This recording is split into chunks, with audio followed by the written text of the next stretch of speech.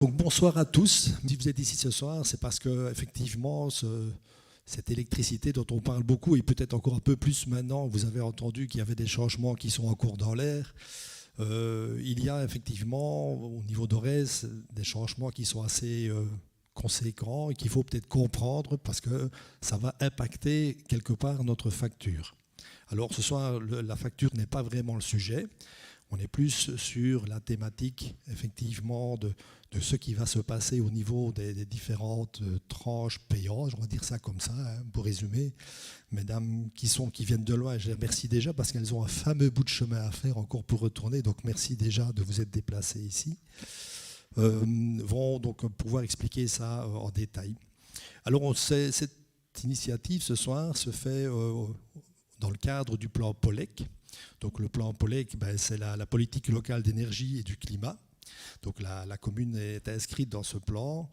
Elle adhère aussi je vais le lire parce que c'est le plan d'action en faveur de l'énergie durable et du climat, ce qu'on appelle le PADEC. Et on a en interne, donc on a Nina qui est assise là au fond, qui va nous quitter, mais qui va être remplacée par Cindy qui est assise à côté, qui va reprendre le flambeau par rapport à cette thématique. Donc tout ce qui est énergie, le volet énergie, voilà. Donc l'initiative ce soir se fait au nom du COPIL. Alors qu'est-ce que c'est le COPIL? C'est le comité de pilotage. Et dans le comité de pilotage, ce sont des citoyens comme vous et moi qui participons et qui avons décidé, tiens, ce serait peut-être bien par rapport à cette modification au niveau de la tarification ORS, qu'on ait peut-être une explication. Donc ici, je vois que Pierre est là, Jonathan en fait partie aussi. J'ai vu encore Didier qui est dans le fond aussi, donc voilà, qui font partie du COPIL. Donc voilà, je pense que c'est important qu'on comprenne bien ce qui va se passer. Ça va effectivement, comme je l'ai dit, impacter notre facture d'une façon ou d'une autre, ou pas, en fonction de comment est-ce qu'on va gérer ça. Donc voilà, madame, je vais vous passer le micro, je vais vous laisser vous présenter d'abord, et par la suite, vous laisser présenter la thématique. Voilà. Merci, monsieur Leschevin.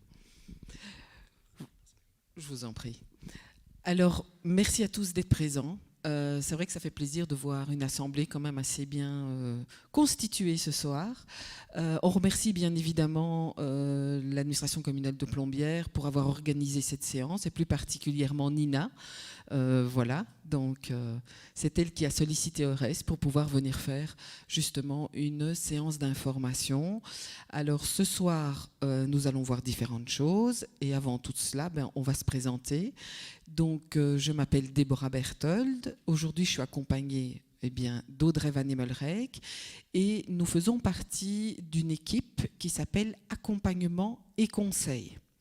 C'est une jeune équipe, nous avons une année d'existence auprès d'Orez, mais nous avons déjà plus de 13 ans d'existence et en tout cas de travail au sein de l'entreprise. Nous sommes ici ce soir pour vous parler à vous, clients résidentiels d'Orez, parce que je pense que c'est ça votre présence aujourd'hui. La raison de votre présence, c'est parce que vous faites partie du réseau d'Orez et donc nous sommes ici pour pouvoir répondre à toutes vos questions. Alors aujourd'hui, nous aurons deux grandes thématiques. La première, comme M. Leschevin l'a dit, concernant les tarifs de distribution qui entreront en vigueur au 1er janvier 2026. Autant dire que c'est demain. Et puis nous verrons aussi le compteur communicant.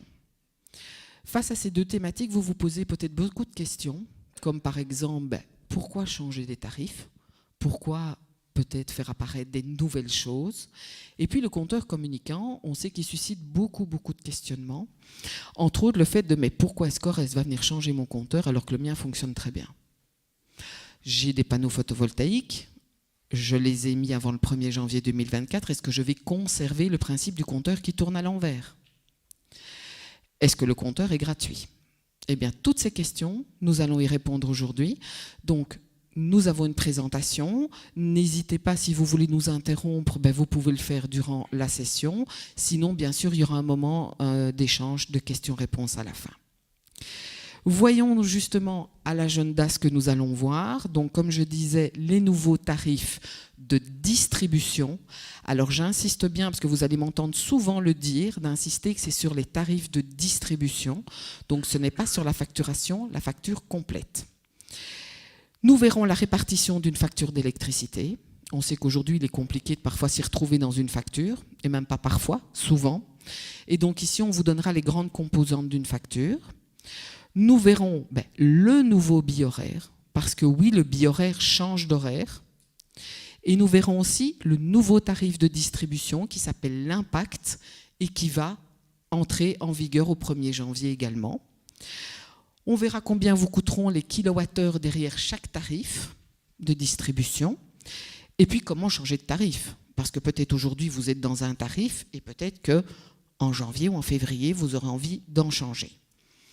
Ensuite, ma collègue Audrey verra tout sur le compteur communicant, avec un focus sur le compteur communicant et le prosumeur. Et puis ensuite, nous terminerons rapidement par les déclarations qui sont à faire chez Ores. Alors commençons tout de suite par les tarifs. Comprendre l'impact évidemment des tarifs sur la facture. Quelles sont les 4 grandes composantes d'une facture d'électricité? Eh bien, la première composante qu'il y a, c'est l'électricité en elle-même, le coût de l'électricité. Le coût de l'électricité, c'est 47% de votre facture et ça va varier bien évidemment en fonction des volumes que vous consommez, des kilowattheures, et de la combinaison de votre contrat de fourniture. Si vous avez un contrat variable, un contrat fixe, et depuis quelque temps, il y a de nouvelles offres, de nouveaux contrats qui arrivent chez les fournisseurs, dont par exemple le contrat dynamique. Alors pour tout ce qui concerne les contrats, vous devez toujours voir avec votre fournisseur. Donc ça, c'est pas Ores. Ici, je vais quand même vous toucher un mot sur ces nouveaux contrats dynamiques, parce qu'on en a entendu beaucoup parler dans la presse. Il faut savoir que les contrats dynamiques, ce n'est pas vraiment fait pour tout le monde. Pourquoi ? Parce qu'en fait, les contrats dynamiques, les prix de ces contrats-là varient d'heure en heure.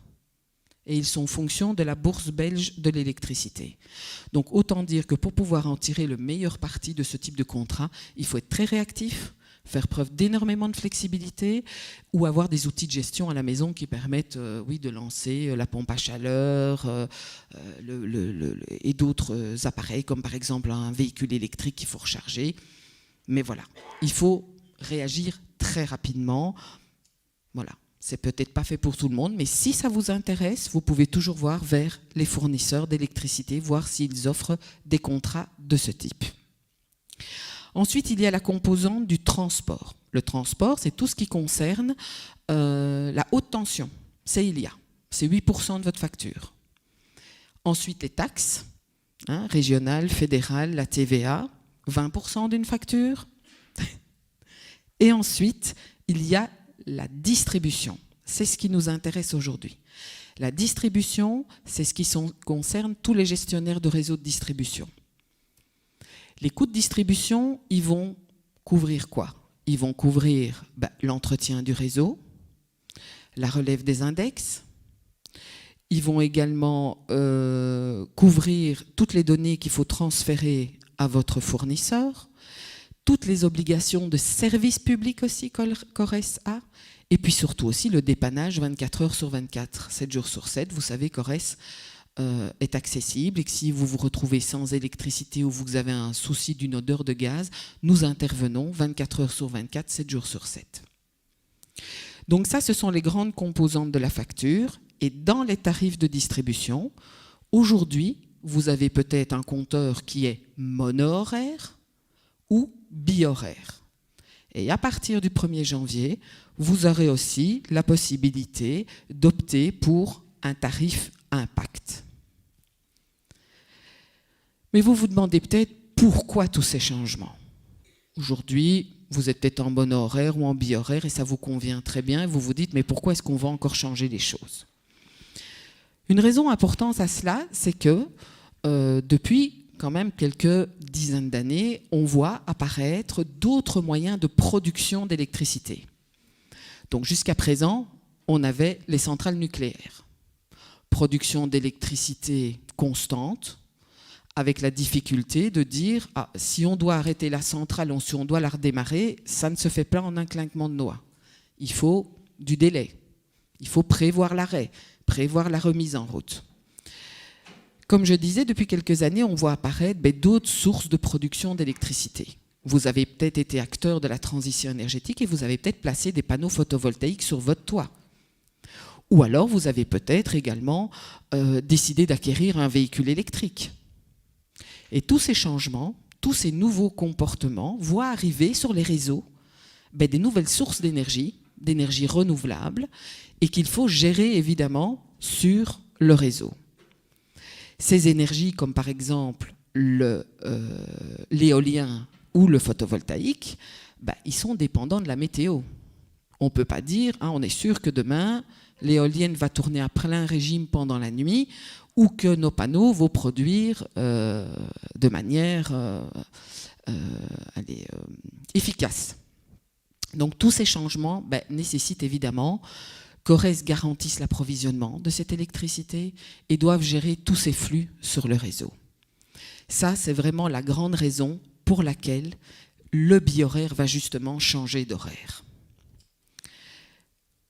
Pourquoi va-t-il changer d'horaire ? Eh bien, par exemple, l'éolien, il va produire plus la nuit et en hiver, et le photovoltaïque, l'été et quand il y a du soleil.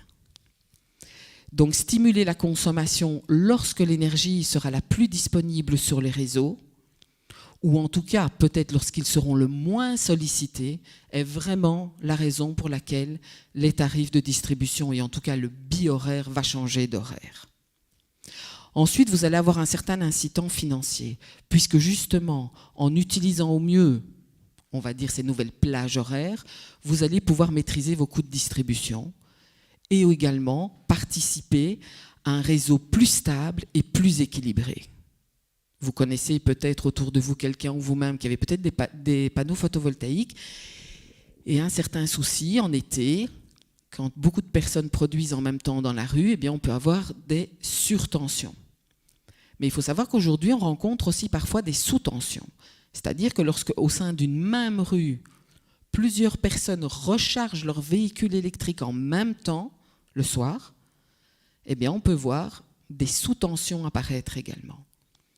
Et donc, tous ces changements nécessitent qu'on ait mis en place des nouvelles choses pour justement inciter, stimuler la consommation à d'autres moments sur les réseaux. Alors, pour qui sont faits ces nouveaux tarifs de distribution ? Pour tous les clients résidentiels, mais aussi pour les petits professionnels qui ont une puissance de raccordement inférieure à 56 kVA ou qui ont aussi qui sont au-dessus de 56 kVA, mais sans mesure de pointe.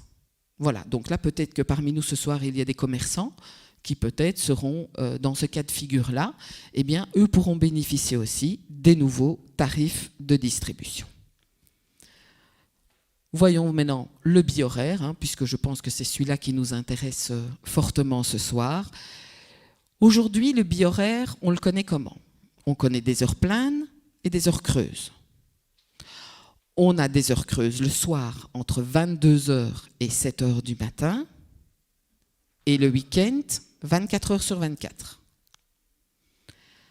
À partir du 1er janvier 2026, le bi-horaire aura cette configuration-ci.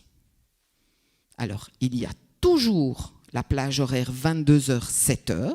Ça ne change pas. Si vous aviez l'habitude de lancer votre lave-vaisselle à 22h ou 23h, pas de souci, vous pouvez continuer. Par contre, on voit apparaître une nouvelle plage horaire entre 11h et 17h en heure creuse. Donc, il y a des heures creuses qui arrivent en journée, entre 11h et 17h. Et cette configuration-là, elle est étendue 7 jours sur 7, week-end compris. Donc il n'y a plus de distinction entre la semaine et le week-end.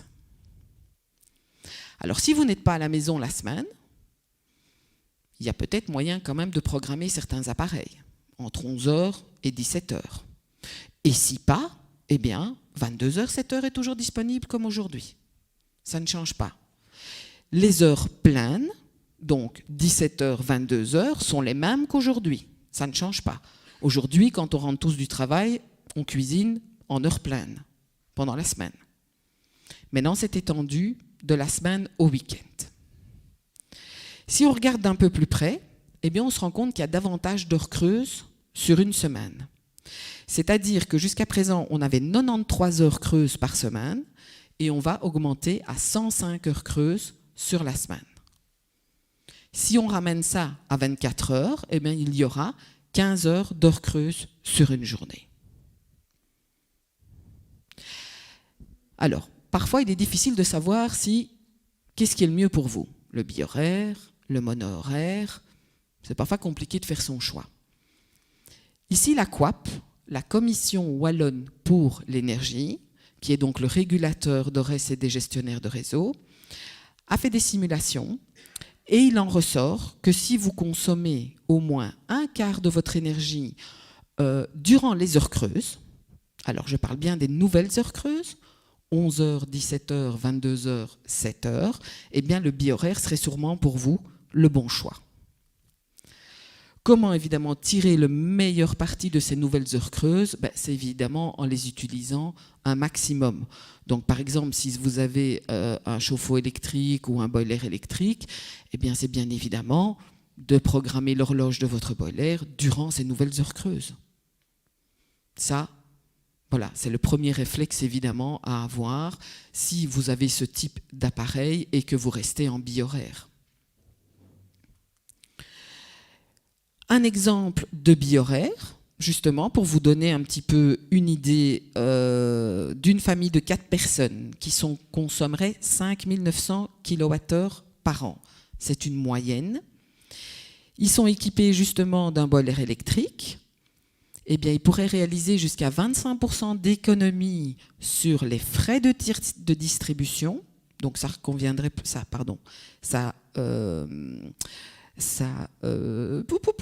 trouve plus mon mot. Ça reviendrait, à 180 € par an. Donc, ça peut quand même être intéressant. Alors, je rappelle de nouveau, c'est sur les tarifs de distribution, hein. Et donc, il y aurait une économie substantielle, à condition, bien évidemment, d'utiliser au maximum le bi-horaire et les heures creuses du bi-horaire, hein. Voilà. Ça, c'est pour donc le bi-horaire. Pour le mono-horaire, rien ne change. Toujours un seul tarif, 24 heures sur 24, 7 jours sur 7. Pas de changement. À qui s'adresse le mono-horaire? Eh bien, aux ménages avec plus de 3/4 de leur consommation, évidemment, en heure pleine. Passons au nouveau tarif. Donc, à partir du 1er janvier 2026, un nouveau tarif arrive. Il s'appelle le tarif Impact. Il n'est pas obligatoire. Vous savez, comme aujourd'hui, vous avez le choix entre le mono-horaire et le bi-horaire, vous aurez toujours le choix. Si vous ne voulez pas prendre ce type de tarif, il n'y a pas de souci, hein. Il n'y a aucune obligation. Ici, on offre une opportunité, on a créé quelque chose en plus pour justement essayer de stimuler la consommation lorsque l'énergie est la plus disponible sur les réseaux. Et dans ce nouveau tarif Impact, on va voir 3 tarifs différents. Des heures éco, des heures médium et des heures pic. Répartis sur 5 plages horaires de la journée, 7 jours sur 7, week-end compris, hein. Et vous voyez que l'heure creuse, 11h, 17h, c'est même plus qu'une heure creuse, c'est vraiment une heure éco, est également présente dans ce tarif. Et que vous avez également une heure éco entre 1h et 7h du matin. Alors, comme vous le voyez dans le titre, il est mis pour les consommateurs flexibles, parce qu'effectivement, ce type de tarif encourage à déplacer certaines consommations très énergivores. On parle par exemple d'un véhicule de recharge, d'une borne de recharge. Pourquoi? Parce qu'on sait qu'un véhicule de recharge, ça peut doubler la consommation d'un ménage sur une année. Donc, on veut vraiment stimuler la recharge, par exemple, du véhicule au moment où les heures sont les plus intéressantes, en heure éco. Pour qui? Je l'ai dit, par exemple, les personnes qui ont des appareils énergivores, comme par exemple un véhicule électrique. Comment en profiter au mieux? En programmant sa recharge, évidemment, pendant les heures éco. Et élément important, pour pouvoir avoir ce type de tarif, vous devez être équipé d'un compteur communicant, donc la nouvelle génération de compteurs. Encore un petit exemple, donc une famille de 4 personnes qui n'a pas de production d'énergie, d'accord, pas de panneaux photovoltaïques. Ils sont équipés d'un véhicule électrique, ils font 20 000 km par an. Ils n'ont pas de pompe à chaleur, mais ils consomment sur l'année environ 6 060 kWh. Eh bien, en rechargeant 80% du véhicule durant les heures éco, le tarif impact permettrait de faire une épargne annuelle. Alors attention, il y a 2 cas de figure. La réduction pourra aller jusqu'à 33% sur les frais de distribution par rapport évidemment à un tarif mono-horaire. Et par rapport à un tarif bi-horaire, ce serait plus ou moins 13%. Alors, quels sont les chiffres derrière ces nouveaux tarifs de distribution? Alors, bonne nouvelle, il n'y a pas d'augmentation de tarifs. Donc, par rapport à 2025, il n'y a pas d'augmentation de tarifs. Il y a une indexation, mais il n'y a pas d'augmentation substantielle. Donc, les nouveaux tarifs en chiffres, le mono-horaire, un seul tarif, 11 cents du kilowattheure. Pour le bi-horaire, presque 7 cents pour les heures creuses, et en heure pleine, un peu plus de 12 cents. Et le pic, voilà, vous avez des heures éco qui sont évidemment moins chères que les heures creuses, les heures médium, et puis bien sûr les heures pic. Donc il faut être bien conscient que si on choisit ce type de tarif, quand on va cuisiner entre 17 et 22 heures, on va cuisiner avec des tarifs plus élevés que pour le bi-horaire. Donc il faut vraiment voir si votre profil de consommation, vos habitudes, si vous avez un véhicule électrique, si vous avez une pompe à chaleur et toutes sortes d'appareils comme ça, et si ce type de nouveau tarif pourrait être intéressant pour vous ou pas. Si ce n'est pas le cas, il ne faut pas le prendre. Il faut rester sur ce que vous avez aujourd'hui. Puisque déjà en consommant avec la nouvelle opportunité des nouvelles heures creuses en journée sur le bi-horaire, vous pourrez avoir quelques économies sur vos tarifs de distribution. Alors, comment changer de tarif de distribution? Peut-être que justement ici, vous vous dites, tiens, moi, mon profil correspondrait à l'un ou l'autre et j'aimerais peut-être au 1er janvier ou un peu après changer de tarif. Par défaut, à partir du 1er janvier, vous ne devez rien faire. Vous restez dans le tarif dans lequel vous êtes. Vous êtes en bi-horaire, 1er janvier, vous êtes en bi-horaire. Vous êtes en mono-horaire, vous restez en bi-horaire, ça ne change pas. Par contre, si vous voulez changer, là, vous devez contacter votre fournisseur. C'est lui qui fait la démarche vis-à-vis d'Ores pour changer le tarif dans lequel vous désirez aller. Et alors, attention, là j'émets vraiment un gros attention.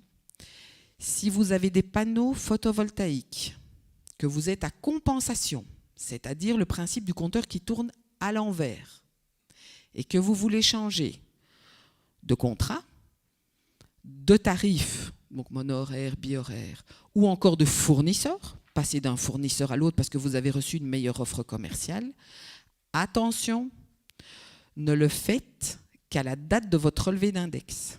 Donc, c'est-à-dire que vous relevez vos index et puis vous faites la demande à votre fournisseur de changer, que ce soit de contrat ou de tarif, mais toujours après avoir fait vos relevés d'index. Pourquoi? Parce que si vous êtes dans le principe de la compensation, elle est calculée sur 12 mois de l'année. Mais si vous décidez de couper cette période en deux, eh bien la compensation ne va plus être sur les 12 mois. Vous risquez de l'avoir peut-être sur 3 mois pour l'un ou sur 9 mois pour l'autre. Enfin voilà, donc il faut vraiment faire attention. Si vous êtes prosumeur à compensation, faites-le au moment de votre levée d'index, mais pas avant. Voilà, c'est ce qui termine la première partie. Je ne sais pas si vous avez des questions déjà sur les tarifs. Il est toujours d'actualité. Il reste, il n'y a pas de souci, il ne bouge pas.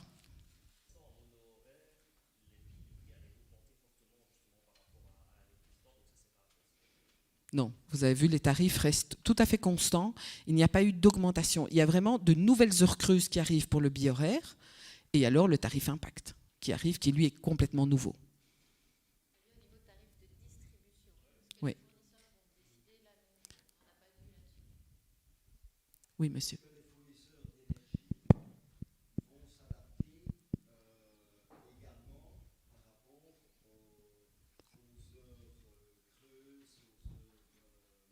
Alors oui, donc aujourd'hui, si vous avez un contrat chez votre fournisseur et que vous êtes en bi-horaire, vous avez un tarif d'heure creuse et un tarif d'heure pleine. Ça restera totalement la même chose. Vous allez juste avoir l'occasion de consommer plus en heure creuse la journée.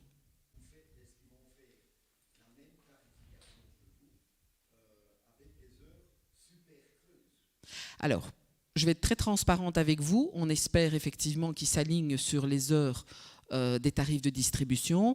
Mais aujourd'hui, on a vu que c'était pas encore totalement le cas. Il y a encore des discussions et je vous invite vraiment à voir auprès de chacun de vos fournisseurs ce qu'il peut vous proposer. Si jamais vous hésitez et vous vous dites « mais tout compte fait, moi je me demande si je ne changerai pas de fournisseur », n'hésitez pas à vous rendre sur le site de la COAP. Donc le site de la COAP, c'est la Commission Wallonne pour l'énergie, CWAPE, et ils ont un comparateur. C'est le seul comparateur belge qui est totalement neutre. Il n'y a aucune offre commerciale derrière. Ça, c'est quand même important.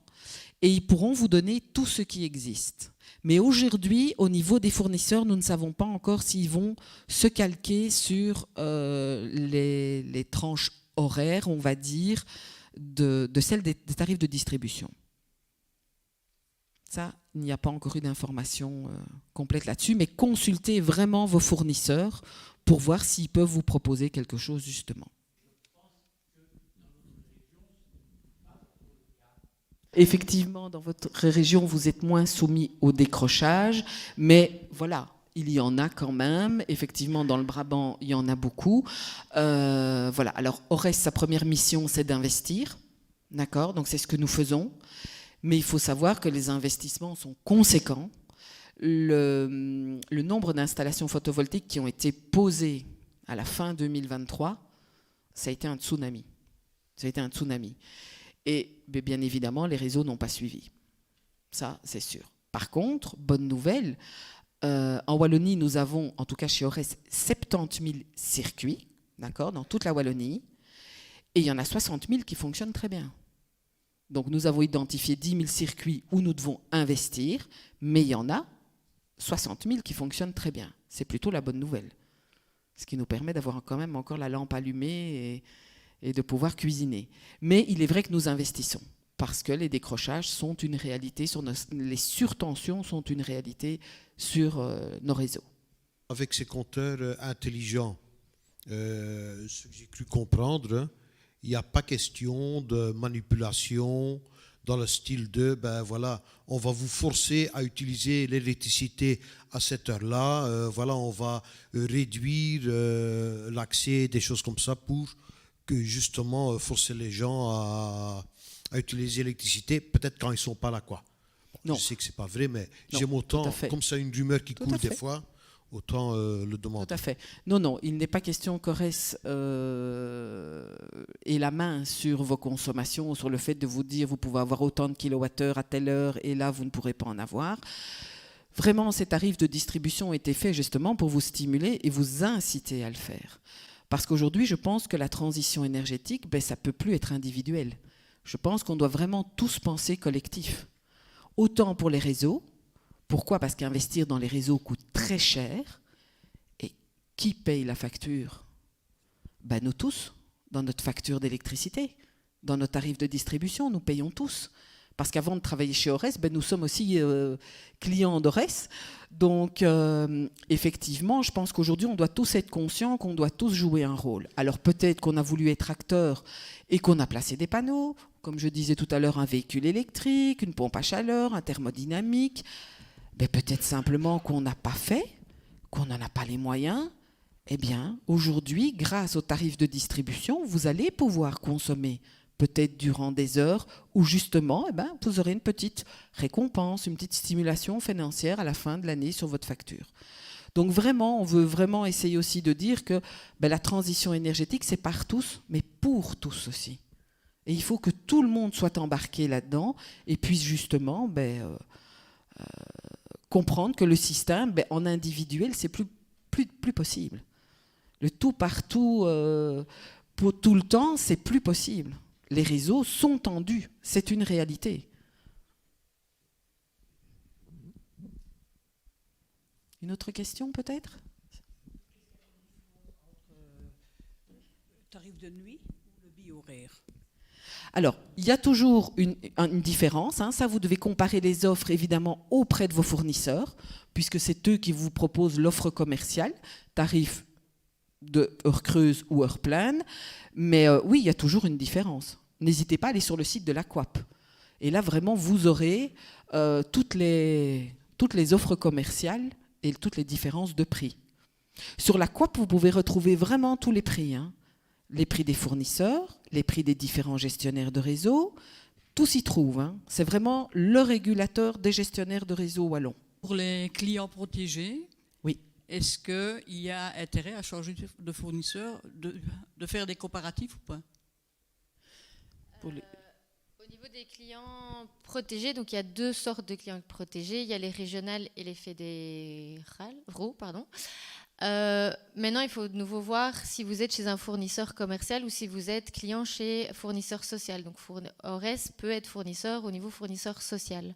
Donc, de nouveau, c'est une analyse à faire. Et là, je ne peux pas vous dire en fonction ce qui est le mieux. C'est vraiment une analyse de profil à faire par rapport à ça.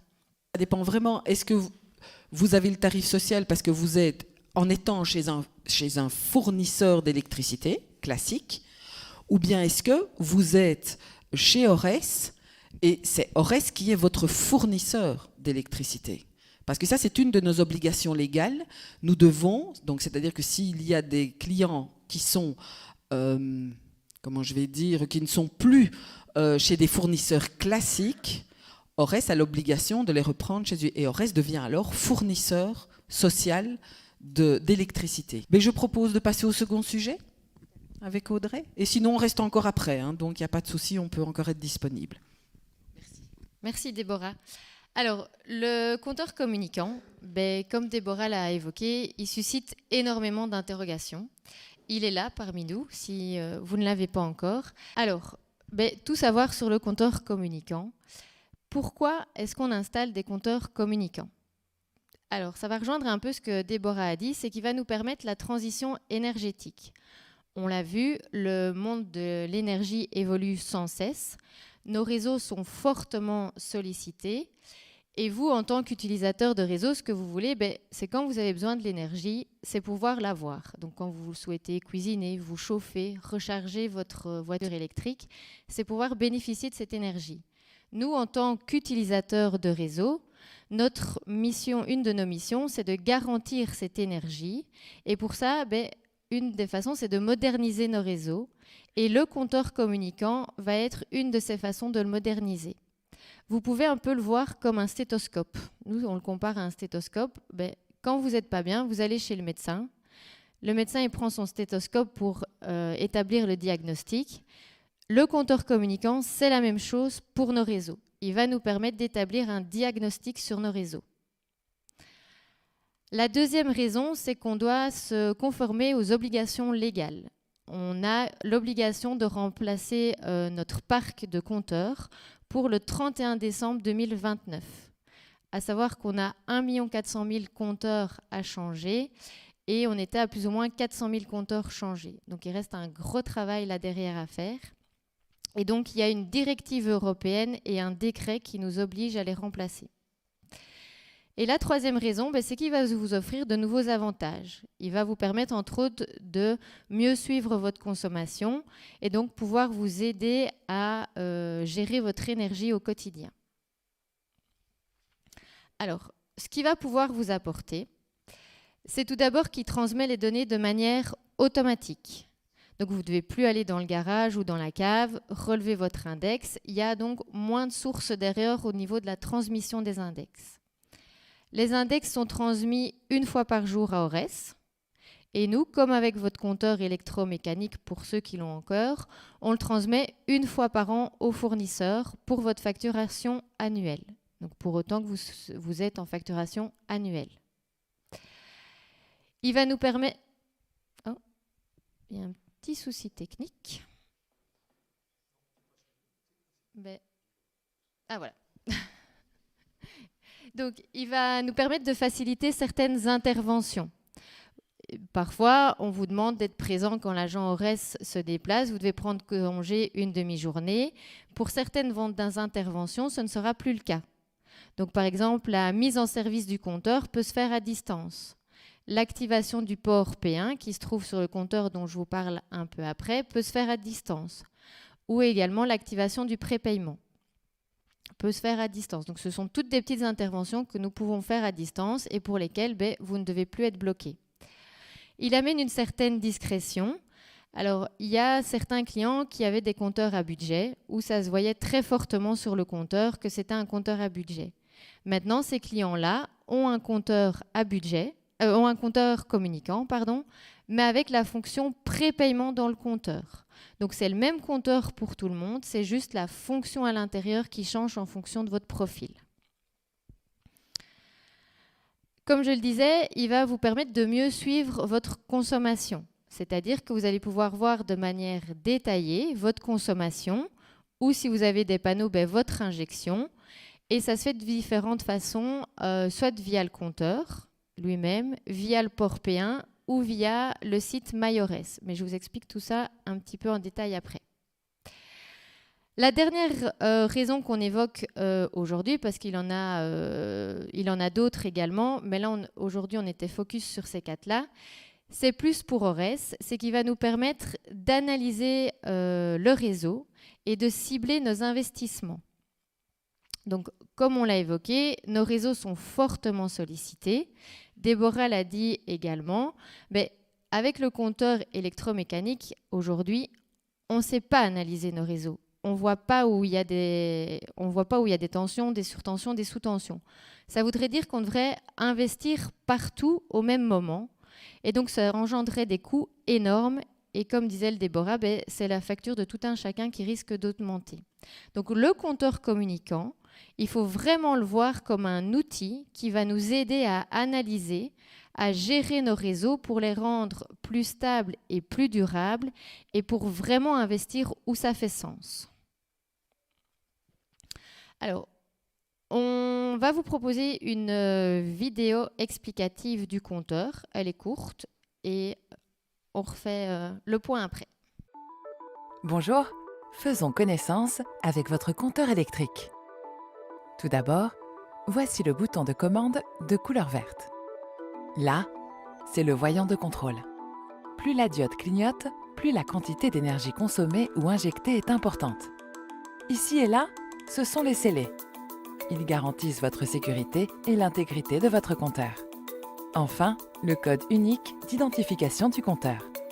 En scannant ce QR code, vous retrouverez toutes les informations sur le compteur. Simple, non ? Maintenant, accédons à vos index. Ici, les 4 valeurs correspondant à vos index défilent automatiquement et en permanence. Pour les faire défiler manuellement, appuyez une fois sur le bouton de commande, l'écran de test apparaît. Appuyez à nouveau pour afficher la première donnée, et ainsi de suite. Le code ici vous indique quelle information est affichée. Le 1.8.1 indique le total des kilowattheures d'énergie consommés aux heures pleines. Le 1.8.2 indique le total des kilowattheures d'énergie consommés aux heures creuses. Si vous disposez d'une production d'énergie, les codes suivants concernent l'énergie injectée. Le 2.8.1 correspond au total des kilowattheures aux heures pleines. et le 2.8.2 désigne le total des kilowattheures aux heures creuses. D'autres informations sont disponibles. Vous en trouverez le détail sur notre site internet. L'éclairage de l'écran s'éteint automatiquement après 30 secondes d'inactivité. En cas de coupure, votre compteur refonctionnera automatiquement une fois la panne résolue par nos services. S'il s'agit d'un court-circuit ou d'une surcharge de votre installation électrique, vérifiez d'abord le disjoncteur principal. S'il est baissé, relevez-le. Si une flèche clignotante apparaît ici, c'est votre compteur qui s'est mis en sécurité. Appuyez sur le bouton de commande pendant quelques secondes pour le réactiver. Et voilà, pour toutes vos questions, rendez-vous sur notre site.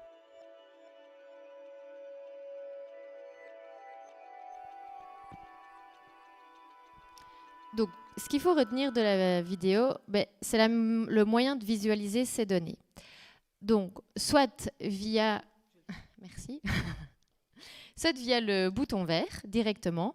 Là, comme la vidéo l'explique, il y a les index qui défilent. En appuyant successivement, vous savez faire défiler les index. Il y a donc 4 registres, 4 index qui sont repris. Les index de consommation en jour et en nuit. Et pour les clients qui ont des panneaux photovoltaïques, les index d'injection en jour et en nuit. La deuxième possibilité, c'est via le port P1. Donc, il y a possibilité de connecter un appareil qu'on appelle un dongle et qui va vous permettre de voir vos données en temps réel. Donc, via une application sur le téléphone, vous allez savoir voir en temps réel toutes vos données de consommation et ou d'injection. Et il y en a même qui offrent la possibilité de voir l'autoconsommation. Alors, cet appareil Ores ne le fournit pas. Vous devez le trouver dans le secteur privé. Et si vous souhaitez plus d'infos par rapport aux dongles qui existent, on vous invite à aller sur le site Maconso sous la loupe. Là, vous allez vraiment avoir toutes les infos par rapport à cet appareil. À savoir aussi que le port P1, on ne l'active pas d'office. Donc, quand on vient placer le compteur communicant chez vous, ou même par après, si vous vous rendez compte que le port P1 n'est pas activé, vous pouvez en faire la demande chez Ores, c'est gratuit. Alors, auparavant, effectivement, c'était payant. Maintenant, cette intervention est devenue gratuite et elle se fait à distance. Alors, pourquoi est-ce qu'on n'active pas d'office le port P1 ? C'est une question d'RGPD, donc de vie privée. Je prends toujours l'exemple d'un immeuble à appartement où tous les compteurs sont dans le même local. Si on active tous les ports P1 des compteurs, qu'est-ce qui va se passer avec votre appareil? Si vous allez le connecter chez votre voisin, vous allez avoir accès à ces données. Donc ça, c'est vraiment une question d'RGPD. On ne peut pas les activer de manière automatique. Il faut en faire la demande. Et la troisième possibilité pour voir ces données, c'est via le MyORES. Alors, le MyORES, c'est une page Internet sécurisée qui est mise en ligne et qui a pour objectif, à vous, utilisateurs, de vous offrir la possibilité de voir vos données de consommation, vos données également techniques ou de faire certaines demandes. Une fois que vous êtes connecté donc, sur le MyORES, vous arrivez sur cette page d'accueil. Vous pouvez vous connecter via It's Me. Et sur cette page d'accueil, il y a différents onglets qui apparaissent. Alors, le premier onglet, Ma consommation, il va vous permettre de voir tout ce qui est données plus contractuelles. Donc, vous allez avoir possibilité de voir chez quel fournisseur vous êtes, dans quel tarif vous êtes, donc si vous êtes en bi-horaire, en mono-horaire, et à partir du janvier 26, si vous adhérez à l'impact, c'est là que vous le verrez. Et votre méthode de relevé, donc si vous c'est en annuel, mensuel, et il y a également le mois de relève. Dans l'encadré ici en dessous, vous allez avoir votre historique de consommation. C'est l'historique qui est envoyé à votre fournisseur pour la facturation annuelle. Donc c'est sur base de ces données que le fournisseur va vous facturer. Le deuxième onglet, Mon installation, c'est là que vous allez avoir toutes les données techniques de votre installation. Donc les données techniques du compteur. Vous allez arriver sur cette page où vous avez vraiment toutes les infos sur votre compteur. L'intensité, le numéro, si la fonction communicante est active, etc. Si vous avez des panneaux photovoltaïques, c'est également là que vous allez retrouver toutes les données. Si vous avez une borne de recharge à votre domicile, c'est également là que vous allez les retrouver. dès qu'elle a été déclarée. Ensuite, le troisième onglet, Mes demandes, c'est là que vous allez pouvoir déclarer les appareils qui doivent être déclarés chez Ores, tels que les batteries, les bornes de recharge, vos panneaux. C'est également là que si vous souhaitez demander une augmentation de puissance, que vous allez pouvoir la rentrer par la suite. Au niveau de mon compte, là, c'est tout ce qui est donné plus personnel et via quel canal vous voulez qu'on communique avec vous. Et si vous souhaitez avoir vos données de consommation et ou d'injection de manière détaillée, il faut cliquer sur le dernier onglet « Envie de suivre votre consommation dans les moindres détails ». Vous allez alors arriver sur une nouvelle page où il y a des graphes qui vont apparaître en fonction de ce que vous allez sélectionner. Vous pouvez sélectionner que ce soit en heures, en jours, en mois et en années. Vous pouvez également sélectionner d'avoir l'énergie prélevée et ou injectée, donc vous pouvez faire les deux. Ici, on a pris le cas d'un client qui était c'est en mois, et c'est un client qui a des panneaux photovoltaïques. Donc on voit ce qu'il injecte et ce qu'il prélève en fonction des bâtonnets. Et tout est bien détaillé sur le MyORES. Vous pouvez également recevoir des rapports mensuels. C'est un fichier Excel qui vous est envoyé par mail avec toutes les données de consommation et ou d'injection. Et vous pouvez également recevoir des alertes si votre consommation dépasse le profil type d'un client. Alors, maintenant que vous avez toutes ces informations, vous allez me dire, oui, mais son coût. Alors, le remplacement en lieu et place de votre compteur actuel est pris en charge par Ores. Donc, ça comprend le compteur, le coffret et le disjoncteur. Donc, je précise bien pour un remplacement en lieu et place, donc même place, même intensité. Maintenant, si certains clients demandent une augmentation de puissance en même temps, là, il y a un coût derrière qui ira avec. Donc, on a vu ces infos de manière générale, son coût. Pour ceux qui ne l'ont pas encore ce soir, vous allez peut-être vous poser la question, quand est-ce qu'on va venir poser le compteur chez moi ? Il faut savoir que depuis la mi-septembre, on a mis en place un déploiement massif, puisque comme je vous le disais, on en a à 400 000 compteurs changés et on doit en changer 1 400 000. Donc il y a un déploiement par quartier, par région qui a été mis en place depuis la mi-septembre. Et pour ça, on a créé une page Internet. Donc sur la page sur ores.be, au niveau du compteur communicant, vous allez pouvoir, avec votre code EAN, c'est le code qui commence par 54 144 qui en général se trouve sur vos factures, et votre code postal, vous allez pouvoir avoir plus ou moins quand est-ce qu'on va venir changer votre compteur. À côté de ça, vous serez bien évidemment averti par courrier quand la date est fixée de quand est-ce qu'on va venir changer votre compteur. Si la date ne vous arrange pas, vous pouvez évidemment la changer pour que ce soit à votre meilleure convenance. Donc là, on a vu le compteur communicant de manière générale. Maintenant, on va faire un focus sur le compteur communicant et les prosumeurs, donc les clients qui ont des panneaux photovoltaïques. En région wallonne, pour faire simple, on est sous deux régimes. Les clients qui ont posé leurs panneaux avant le 1er janvier 2024 et les clients qui ont posé leurs panneaux après le 1er janvier 2024. Pour les clients qui ont posé leurs panneaux donc avant le 1er janvier 2024, on dit qu'ils sont sous le système de la compensation, c'est-à-dire le principe du compteur qui tourne à l'envers.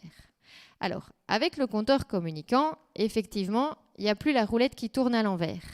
Mais vous gardez ce principe de compteur qui tourne à l'envers, c'est-à-dire que sur votre facture, le fournisseur il va prendre votre consommation et il va déduire votre injection. Donc, c'est tout à fait le même principe. Les clients donc sous ce système-là ont un tarif prosumeur à payer pour l'utilisation du réseau. Avec le compteur électromécanique, le tarif prosumeur est calculé de manière forfaitaire, c'est-à-dire que c'est en fonction du nombre de kVA de votre onduleur. À savoir qu'en 2025, on était à 86,96 € du kVA. Avec le compteur communicant, on fait ce calcul forfaitaire, mais en parallèle, on va faire le calcul qu'on appelle proportionnel. Le calcul proportionnel, c'est en fonction de ce que vous allez réellement prélever du réseau. Et c'est facturé à 13 cents bruts, donc hors taxes, hors frais. On fait les deux calculs et on applique le plus avantageux au client. Donc c'est d'office le plus avantageux qui sera facturé au client. Donc pour essayer de diminuer ce tarif prosumer, il faut passer au compteur communicant et essayer d'autoconsommer un maximum. Donc utiliser l'énergie au moment où elle est produite. Et comme on dit, et moi je suis dans le cas, j'ai des panneaux avant le 1er janvier 2024, je suis passée au compteur communicant, j'essaye d'autoconsommer. Si j'y arrive pas, je payerai la même chose qu'actuellement. Et si j'arrive à autoconsommer plus, je ferai diminuer mon tarif prosumer. Alors, on a un petit exemple chiffré qui en général est plus parlant. On a un client qui autoconsomme 20%. On lui fait les deux calculs pour le tarif prosumer. On se rend compte que c'est le forfaitaire qui est le plus avantageux. C'est celui-là qui lui sera facturé.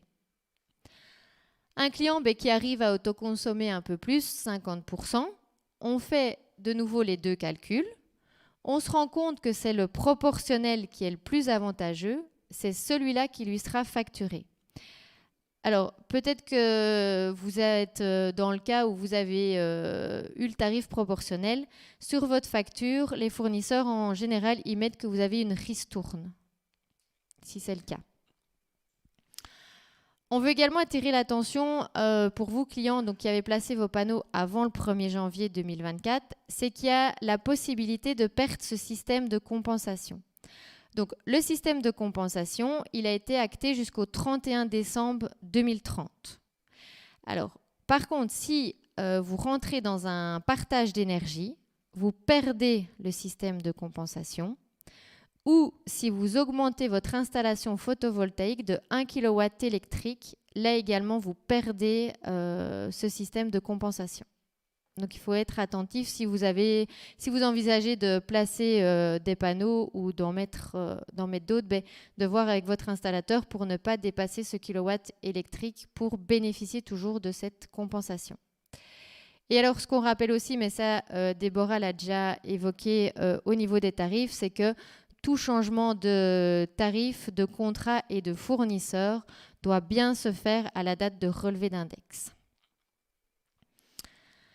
Alors, pour les clients, après le 1er janvier 2024, là, on est dans le système de valorisation. C'est-à-dire qu'il y a l'obligation du compteur communicant avant la pose des panneaux photovoltaïques.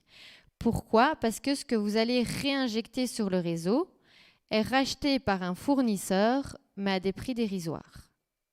Donc, de nouveau, pour ces clients-là, ce qu'on explique et ce qu'on essaye de dire, c'est qu'il faut autoconsommer, voir si le placement d'une batterie ne ferait pas sens, ou alors rentrer dans un partage d'énergie. Et pour ces clients-là, il n'y a pas de tarif prosumer. On a de nouveau un exemple chiffré. Donc, un client qui a placé ses panneaux après le 1er janvier 2024 et qui autoconsomme 20%, sa facture finale lui reviendrait à 1 160 €. Un client qui autoconsomme 50%, sa facture finale se voit diminuer et elle revient à 725 €. Donc, en autoconsommant, il y a quand même moyen de diminuer sa facture. Et c'est par des petits gestes ou même en programmant votre machine à laver la journée, le lave-vaisselle quand vous produisez l'énergie. Et le même client qui n'a pas d'installation photovoltaïque, là, sa facture finale lui reviendrait à 1 750 €. Donc, on voit quand même que le placement de panneaux, pour autant que l'installation soit vraiment bien dimensionnée et pas surdimensionnée, peut encore apporter une réduction à la facture. Et après le 31 décembre 2030, là, on sera tous sur le même pied d'égalité tarifaire, c'est-à-dire qu'on sera tous sous le système de valorisation. Donc, ce que vous allez consommer, vous allez l'acheter au fournisseur et ce que vous allez réinjecter sur le réseau sera racheté par un fournisseur. Donc, on arrive au bout du sujet sur le compteur communicant. Est-ce que vous avez des questions ? Je suis prosumeur avec compensation. Oui. Et j'ai un compteur exclusif nuit, Mhm. parce qu'avant j'avais du chauffage électrique, maintenant je n'ai plus qu'un boiler, pour justement favoriser l'autoconsommation. L'idéal serait de mettre mon boiler pendant les heures creuses, donc je n'aurais probablement plus besoin de mon compteur exclusif nuit. Exclusif, oui. Maintenant, quelle puissance est-ce qu'on va me mettre sur le compteur communicant? Parce que j'ai sur le bi-horaire, j'ai 30 ampères. Sur l'exclusif nuit, j'en ai 40. On ne me mettra pas un compteur de 70. On va venir remplacer le compteur, sauf si je me trompe parce que ma collègue travaillait plus aux techniques, mais on va venir vous remplacer votre compteur tel qu'il est actuellement. Donc le compteur bi-horaire va être remplacé de la même intensité qu'il est actuellement. Donc je vais perdre les 40 ampères de nuit, quoi. Mais ça dépend. Est-ce que vous avez encore besoin de votre exclusif de nuit? Il faut savoir qu'aujourd'hui, les bornes intelligentes sont vraiment faites pour s'intégrer à votre profil de consommation. Et surtout, si vous avez vos panneaux, eh bien, cette borne va dire, je vais d'abord me recharger avec les panneaux. Ouais, exact. Et puis après, je vais libérer la puissance nécessaire pour l'habitation. Parce que peut-être qu'il sera 19h et que vous allez manger et que voilà. Donc là, vraiment bien avoir à analyser si vous aurez besoin d'un renforcement du compteur ou pas. Mais en tout cas, si vous voulez un compteur communicant, on peut venir vous remplacer les compteurs, hein. Donc on vous remplace l'exclusif de nuit et le bi-horaire. Et les deux sont gratuits. Pour les personnes qui ne l'ont pas encore, Oui. c'est de ne pas attendre le courrier de la société Enzo, notre Enzo, sous-traitant qui voilà, dirigeait. Oui. qui vient gérer. C'est ne pas attendre ce courrier parce qu'à partir de ce moment-là, vous devrez traiter avec Enzo pour le placement du compteur. Ce que moi j'ai fait, j'ai déjà demandé à Ores de venir placer le compteur et les rendez-vous sont quand même assez rapides. C'est une histoire de... voilà, moi j'ai eu le rendez-vous en un mois. Oui, j'allais dire en un mois et demi, il y a la Donc, possibilité d'avoir le rendez-vous. Ne pas attendre de recevoir. Moi j'ai été voir sur le site. Pour vous donner une idée, le remplacement de mon compteur, c'était prévu deuxième semestre de 2027. Mhm. Vous avez expliqué qu'il y avait ce déploiement massif, mais si par rapport à nos explications et si vous voulez pouvoir analyser votre profil, mais justement pour adhérer, comme on le parlait, au tarif, vous pouvez aller sur le site Ores également et prendre un rendez-vous en ligne à votre meilleure convenance. Donc c'est vous qui choisissez du rendez-vous. Et comme monsieur le disait, en général, les délais sont assez rapides. Dans le mois et demi, vous savez avoir un rendez-vous. Alors, c'est vrai que je ne l'ai pas précisé.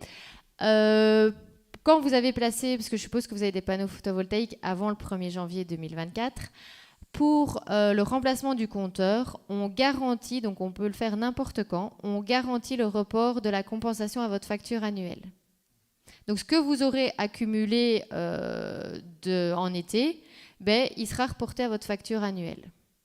Donc par exemple, moi j'ai été dans le cas, j'ai remplacé mon compteur au mois de juillet 2025, et ma facture annuelle c'est au mois d'octobre. Donc tout ce que j'avais accumulé de octobre 2024 à juillet 2025 a été reporté sur ma facture ici au mois d'octobre 2025. Donc ça c'est garanti. Non, tout à fait. Avant c'était pas le cas.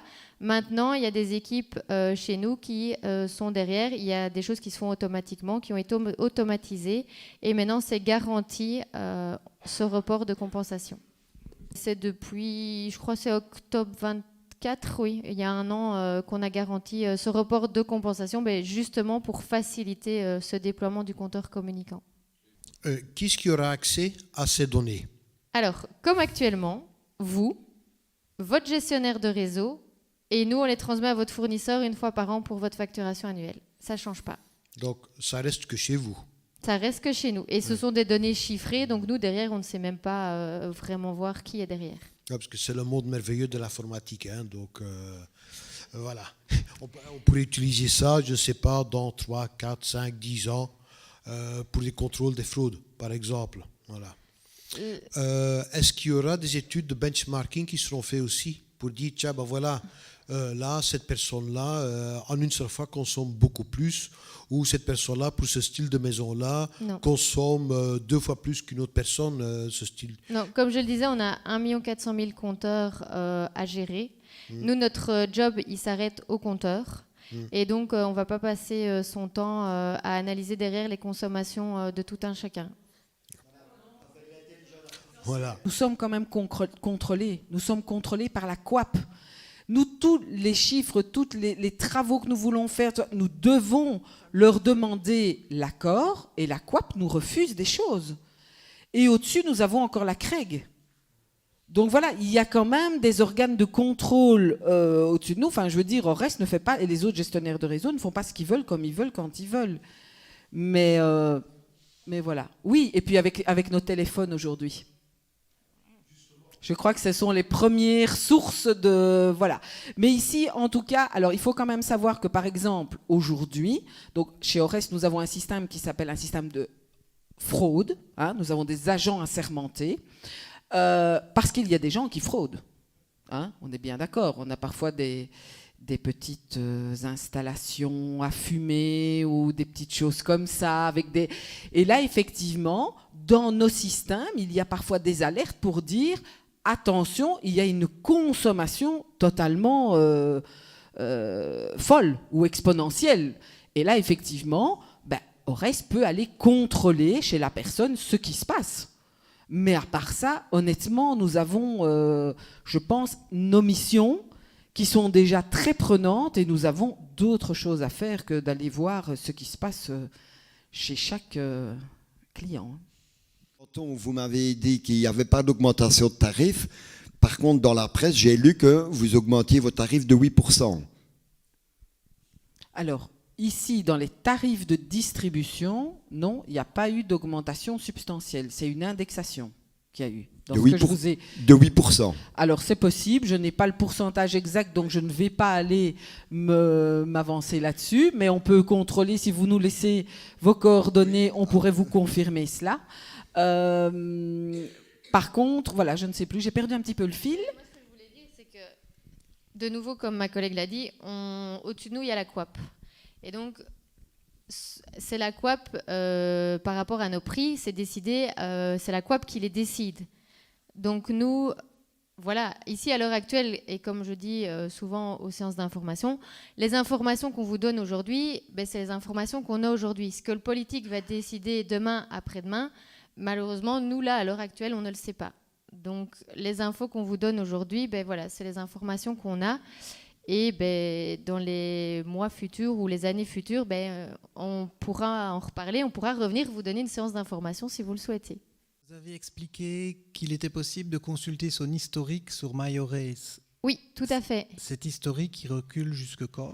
Alors, actuellement, c'est jusqu'au moment de l'inscription. Donc, par exemple, si vous êtes inscrit en juillet 25, on va reculer jusque-là.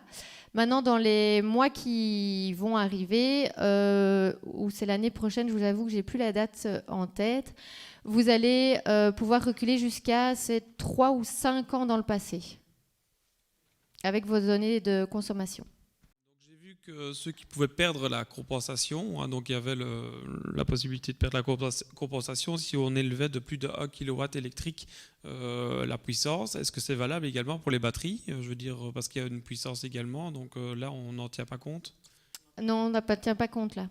Aujourd'hui, lorsque vous déclarez votre batterie chez Ores, nous ne tenons pas compte de sa puissance, nous ne l'additionnons pas à vos panneaux photovoltaïques, à la puissance de vos panneaux.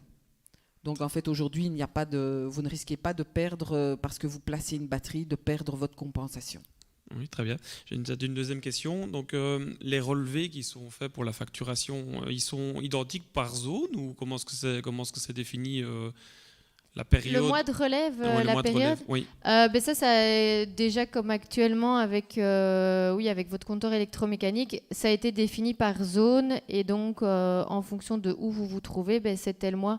D'ailleurs, comme il y a encore des compteurs électromécaniques, parfois vous voyez la camionnette Ores qui circule beaucoup dans une rue ou quoi, en général c'est le releveur qui vient relever. Parfait. Mais ça ne bouge pas.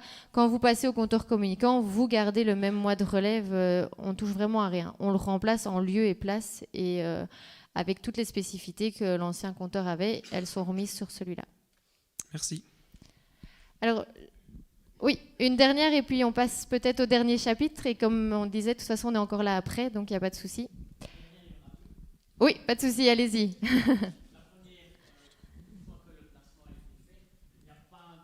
d'autres obligations. Il n'y a pas d'autres obligations de contrôle, par exemple, par VASOT, pardon, pour le. Non. Et la seconde, vous avez signalé le partage d'énergie, ce qui vient d'être. Oui. Vous pourrez donner une explication ce que c'est et à quoi ça correspond exactement? Alors, je vais essayer de faire très bref parce que le partage d'énergie en lui-même vaudrait une séance, je pense. Donc, il y a quatre formes de partage actuellement. Il y a l'autoconsommation collective au sein d'un même bâtiment. Donc, par exemple, un immeuble à appartements. Vous installez une production photovoltaïque et vous pouvez partager cette production avec tous les habitants de cet immeuble. Ensuite, il y a, donc ça c'était au sein d'un même bâtiment, il y a la communauté d'énergie renouvelable. Là, ça peut être par quartier et la source d'énergie doit être renouvelable. Donc il doit y avoir de l'éolien, du photovoltaïque, etc. Et ensuite, il y a la communauté d'énergie citoyenne. C'est un peu la même chose que la communauté d'énergie renouvelable. Donc, ça peut être dans un quartier. De nouveau, il y a des producteurs, il y a des consommateurs. Et les producteurs qui ont ce surplus d'injection, donc de ce surplus de production qu'ils réinjectent sur le réseau, ils pourraient le partager avec des voisins. Et là, la source d'énergie ne doit pas spécialement être renouvelable. Alors, il y a l'échange de pair à pair. Donc ça, par exemple, vous souhaitez partager avec un ami. Mais là, malheureusement, ce n'est pas encore d'actualité en Wallonie. C'est en pourparler au niveau de nouveaux politiques, mais ça n'a pas encore été acté. Donc voilà, donc ça, c'est vraiment de manière générale sur le partage, parce que comme on le disait, ça peut faire l'objet d'une séance. Par rapport à ça, je peux peut-être rajouter quelque chose. Il y aura, le GAL propose effectivement d'avoir une information à ce sujet-là. Voilà. Donc les réseaux de partage d'énergie. Je vais prendre l'exemple par exemple de la maison rurale qui va produire en journée mais qui consomme en soirée, effectivement, est une application de ça. Moi j'ai quand même une toute petite question quand même, si vous permettez bien. On a eu à l'époque les années un peu folles où on offrait des certificats verts. Donc aux gens, où on a été gentiment taxé de 5 ans, quand même, il faut quand même le dire, il faut se rappeler ça. Et je pense qu'il y a beaucoup de personnes qui ont dit, voilà, c'est un peu la poule aux œufs d'or, on va placer des panneaux en surconsommation, donc plus que la consommation. Pour ces gens-là, c'est quoi l'idée de tarif pour eux? Parce qu'on va produire peut-être jusqu'à 10 000 kW, c'était un peu ça la limite qui était proposée. Ces gens-là, de toute façon, ils sont sous le système de la compensation. Donc, tout ce qu'ils réinjectent sur le réseau est déduit de leur consommation. Donc, si l'installation a été surdimensionnée, bien souvent, sur leur facture, ils sont à 0 au niveau de la consommation. Et ils n'auront payé que le tarif prosumer. Que le tarif prosumer, c'est tout. Donc, c'était une bonne action pour eux. Oui, ça reste toujours un avantage, oui. Alors donc, comme on l'évoquait, comme Déborah l'a évoqué avec l'agenda, le dernier point aujourd'hui qu'on voulait vous partager, ce sont les déclarations. Donc il y a certains appareils qui doivent être déclarés chez ORES. Alors de nouveau, c'est plus pour nous aider à accomplir une de nos missions, donc de pouvoir vous approvisionner en énergie et donc de pouvoir voir où est-ce qu'on doit investir également, où ça fait sens. Alors, les premiers appareils qui sont sur la liste qu'il faut déclarer, ce sont les panneaux photovoltaïques. Ça, bien souvent, ce sont les installateurs qui le font. Le deuxième appareil qu'on voulait vous parler aujourd'hui, ce sont les bornes de recharge. Alors, on se rend compte qu'il y a de plus en plus de véhicules électriques sur le territoire wallon, mais on a très peu de déclarations qui sont faites chez ORES. Je prends toujours l'exemple d'une rue où il y a 3-4 voitures électriques. Tout le monde rentre à 5 heures et met sa voiture chargée. Qu'est-ce qui risque d'y avoir? Une sous-tension et donc de ne pas pouvoir repartir le lendemain avec sa voiture chargée à fond. Donc c'est vraiment pour ça qu'on incite les gens à déclarer entre autres leurs bornes de recharge. C'est pour qu'on sache où est-ce qu'on doit approvisionner peut-être plus cette rue où il y a 4 voitures électriques qui vont charger en même temps. Pour savoir qu'à 17h, il faut qu'il y ait plus d'approvisionnement en énergie à ce niveau-là. Et alors, les derniers appareils qui doivent être... Et c'est une obligation légale également, tout à fait. Donc, c'est une obligation légale qui a de déclarer sa borne de recharge. Et c'est au propriétaire de la borne normalement à le faire. Maintenant, il y a certains installateurs qui offrent la possibilité de déclarer pour leurs clients. Ça, c'est ce qu'on a déjà vu aussi. Et donc, les derniers appareils, ce sont les batteries et les panneaux plug and play qui doivent également être déclarés chez nous. Et donc, nous arrivons au bout de la séance. Je ne sais pas si vous avez encore des questions. Peut-être un petit mot sur les panneaux plug and play, peut-être. Ce sont des panneaux... Donc, ce sont des panneaux avec une prise électrique, donc, qui s'achètent un peu partout. Donc, ce sont des panneaux que vous branchez simplement dans une prise et ce que vous produisez, vous l'utilisez d'abord dans votre installation et le surplus, voilà, comme le schéma l'indique. Vous avez donc l'installation avec des panneaux plug and play. Ces panneaux sont reliés à une prise. Ça va d'abord dans votre installation et le surplus est renvoyé sur le réseau. Et donc là, il y a également l'obligation du compteur communicant pour ces panneaux plug and play. Lors de la dernière réunion Ores Proximité, Oui. il déconseillait fortement les panneaux chinois, parce qu'il y avait énormément de problèmes avec. Il faut que Alors, ça... il n'y a pas de, comme on dit, il n'y a pas de limite. Il n'y a pas de réglementation qui impose un maximum, une puissance maximum. Mais les panneaux donc, doivent être déclarés au gestionnaire de réseau. Il faut s'assurer que l'onduleur est homologué par le Synergrid. Et comme je le disais, il y a l'obligation du compteur communicant. Et évidemment, derrière, il y a du bon sens aussi, c'est que il vaut mieux pas brancher 5-6 panneaux plug and play sur un multiprise. Donc, et aussi voir avec votre assurance, parce que parfois les panneaux plug and play sont attachés à des balcons ou dans le jardin. S'il y a tempête, si ça s'envole, que ça part chez le voisin ou que ça atterrit sur le chien ou sur une personne, il y a les dommages qui sont là et donc il faut quand même bien se renseigner. En matière de sécurité, il faut vraiment s'assurer si vous branchez ce genre de panneau, qu'il soit vraiment branché sur une installation qui est conforme. Parce que si vous branchez votre installation dans une prise qui, par exemple, plug and play dans une installation de la maison qui est déjà limite, vous prenez quand même un gros risque au niveau de l'incendie. Et si vous le branchez à l'extérieur, sur votre terrasse par exemple, il faut qu'il y ait une prise étanche. Ça, ce sont les règles évidemment de sécurité. Mais effectivement, comme vous disiez, on peut les acheter N'importe où. Oui. Est-ce que vous avez encore des questions? Oui. Non, sauf si elle est bidirectionnelle. Alors là, non. Mais si non, il ne faut pas. Et c'est très facile sur le site internet. Vous savez la déclarer. Vous avez besoin de votre code DAN et de la puissance de la borne. Et c'est tout. Oui. Moi, à la maison, j'ai le compteur normal et le compteur exclusif nuit. Oui. L'exclusif nuit, je n'ai plus que le chauffe-eau, j'ai plus de consommation. Car ça, ce n'est que pour le chauffage qu'on peut utiliser ce compteur-là. Alors ici, si je veux maintenant avoir le biohoraire, quand on vient remplacer le compteur, je dois prévenir en avance ou... Non, on le voit chez nous que vous avez donc un compteur. Donc vous avez déjà un biohoraire? Non. C'est un mono-horaire? Mono-horaire. Donc on voit que vous avez le mono-horaire. Ouais. On va remplacer le mono-horaire et on va remplacer en parallèle votre exclusif de nuit également. Donc vous aurez 2 compteurs communicants. Et si je voudrais maintenant supprimer le compteur exclusif nuit, vous pouvez en faire la demande et c'est gratuit, voilà. Et... Oui.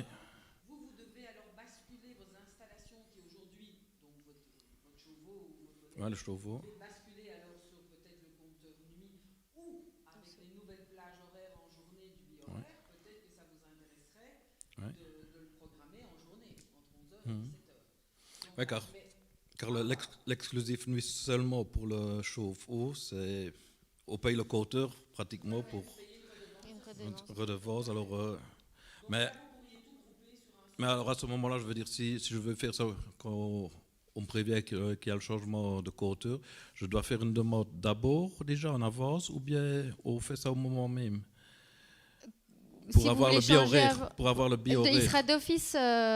Donc vous avez d'office. Je suis maintenant en mono. Vous avez des panneaux? Non. Non. Donc vous le faites quand vous voulez.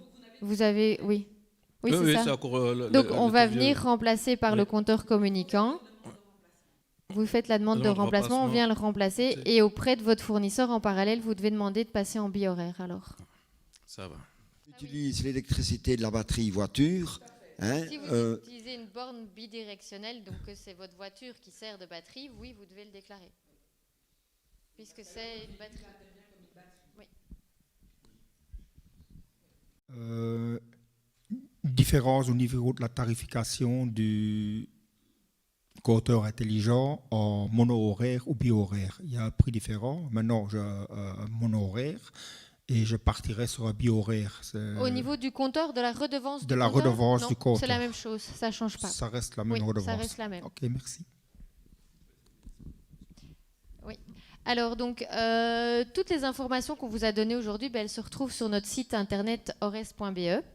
Il y a également la FAQ qui est régulièrement mise à jour et entre autres par toutes les questions qu'on récolte lors de ces séances d'information. Vous pouvez également consulter notre page avec notre agenda webinaire. On organise des webinaires, donc des sessions en ligne sur différents sujets, entre autres les tarifs, le compteur communicant, mais également l'électromobilité.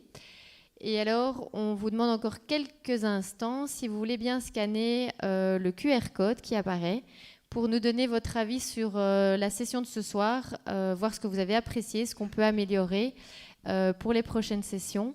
Et on vous remercie vivement pour votre attention, pour vos échanges. Et je pense qu'on peut déjà vous souhaiter de notre part de bonnes fêtes de fin d'année. Et je laisse la parole à Monsieur Léchevin.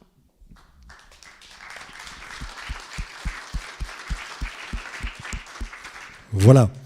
Je pense qu'on a déjà pu brosser une belle partie de l'histoire, en tout cas, de ce qui va nous arriver au 1er janvier 2026 au niveau de la tarification, également sur les compteurs communicants, puisque là, il y a quand même beaucoup de questions. Je pense que s'il y a encore quelques petites questions, les dames pourront encore rester quelques minutes avant de sauter dans la voiture pour rentrer. Voilà. Alors, je rappelle que les gens qui sont dans le comité de pilotage, et je vois que Gilles nous a rejoint aussi, donc il y a Gilles, Jonathan, Didier est là, et j'ai perdu quelqu'un, Pierre encore dans le fond aussi.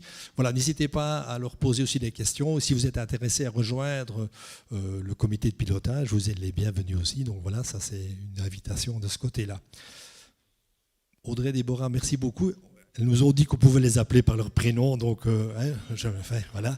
Donc merci beaucoup pour votre intervention aujourd'hui. Je pense qu'on a pu enregistrer, ça sera intéressant. Merci à Sébastien pour la technique, parce que c'est pas toujours facile. Donc voilà, je pense qu'on a bien fait le tour. Merci beaucoup pour cette présentation. Je pense que les questions étaient nombreuses aussi. Elles ne vous ont pas mis à mal. Vous étiez au taquet. C'est très bien, donc parfait. Merci beaucoup. Si vous voulez passer un peu de temps avec nous, il y a un petit verre d'eau à boire là-bas. Voilà, on est limité à l'eau. On sait qu'en période pré-fête, on préfère encore de l'eau. On vous laisse l'alcool pour les fêtes. Merci beaucoup et bonne soirée à tous.